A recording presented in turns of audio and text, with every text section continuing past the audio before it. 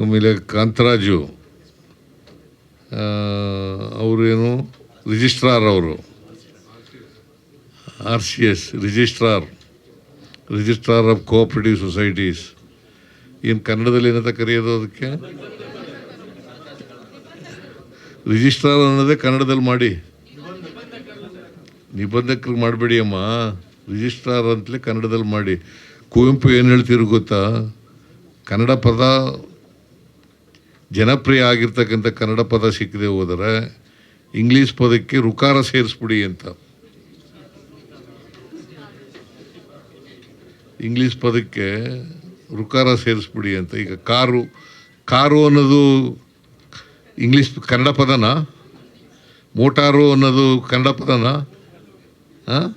ಅದಕ್ಕೆ ಉಕಾರ ಸೇರಿಸ್ಬಿಡಿ ಅಂತ ಹೇಳ್ತಾ ಇದ್ರು ಕುವೆಂಪು ಅವರು. ಯಾವುದಕ್ಕೆ?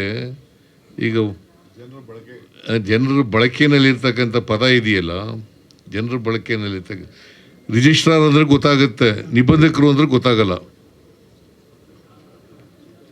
ಅಲ್ವಾ? ರಿಜಿಸ್ಟ್ರಾರು ಆದಂಥ ಕಾಂತರಾಜು ಅವರೇ, ಈ ಥರ ಎಲ್ಲ ಹಿರಿಯ ಅಧಿಕಾರಿಗಳೇ, ಈ ಥರ ಎಲ್ಲ ಸ್ನೇಹಿತರೆ, ಆಮೇಲೆ ಮಾಧ್ಯಮದ ಗೆಳೆಯರೇ, ಇವತ್ತು ಸಹಕಾರ ಸಮೃದ್ಧಿ ಸೌಧ ಇದನ್ನು ನಾವೆಲ್ಲರೂ ಕೂಡ ಸೇರಿ ಅತ್ಯಂತ ಸಂತೋಷದಿಂದ ಲೋಕಾರ್ಪಣೆ ಮಾಡಿದ್ದೇವೆ.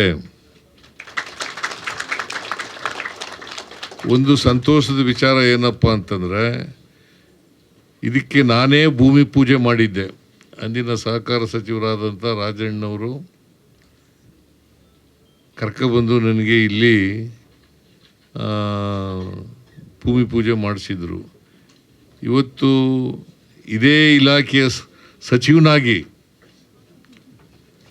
ಸಹಕಾರ ಸಚಿವನು ನಾನು ಯಾವತ್ತೂ ಸಹಕಾರಿ ಆಗಿರಲಿಲ್ಲ.